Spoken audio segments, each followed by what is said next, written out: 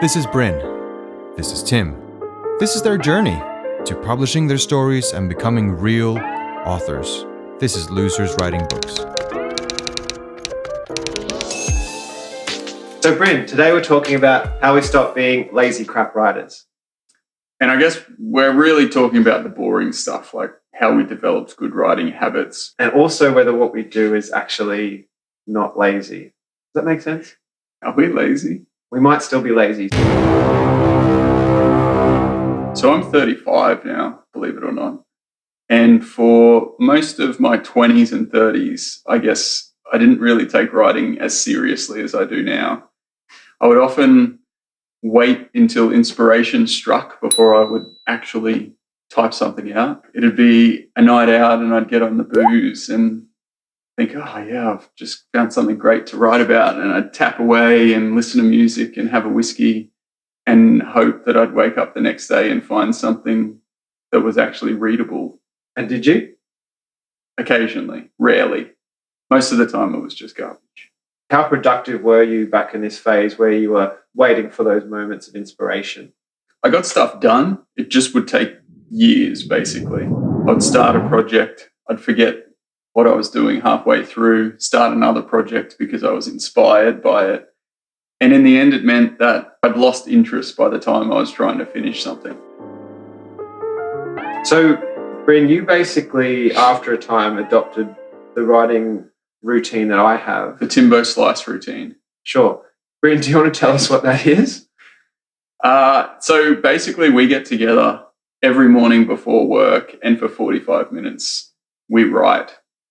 And if we don't write, we sit there and think about our writing and don't do anything else. But essentially, it's a piece of the day that is carved out and dedicated to the goal of writing.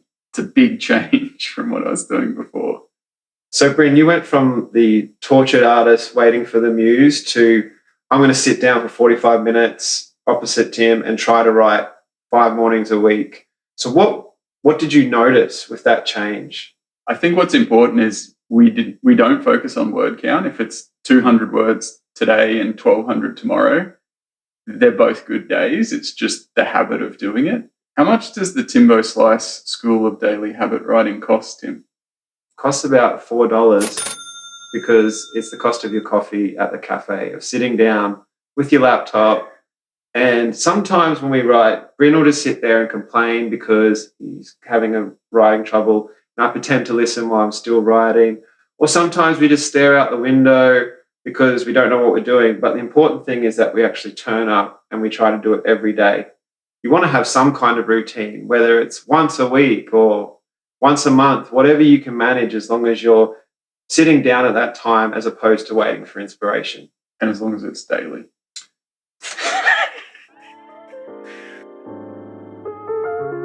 What are the things that make you stick to the daily routine, apart from the fact that you want to get a book published? Like, what's encouraging you to stick to that routine? I don't like to give advice on this show. I would advocate for having some form of accountability. I did once have a little kid reach over and tell me that I'd spelt a word wrong. That's great. There should be more of that direct feedback from the public. So, Tim, who has a great daily routine? So one that really stands out for me is Murakami. This guy. Murakami has a ridiculous daily writing routine, which I'm going to tell you now. When I'm in writing mode for a novel, I get up at 4 a.m. and work for 5 to 6 hours. In the afternoon, I run for 10 kilometers or swim for 1,500 meters, or do both. Then I read a bit and listen to some music. I go to bed at 9 p.m. and I keep to this routine every day without variation. And we're happy when we do 45 minutes a day for 5 days. If he's a pro boxer, he's a heavyweight.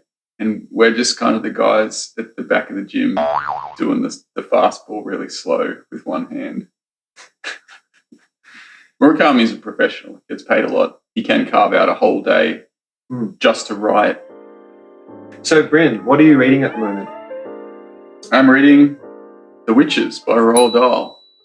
So it's just a fun, quick read, sort of a trip down memory lane. Read it to your kids, or you're a bad parent. parenting advice with Brin, who doesn't have kids.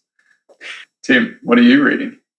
So I'm about 3/4 of the way through Marcel Proust's second novel in the In Search of Lost Time series, In the Shadow of Young Girls in Flower, which when I say that out loud sounds pretty creepy. I wonder if it sounds better in French. A l'ombre des jeunes filles en fleurs.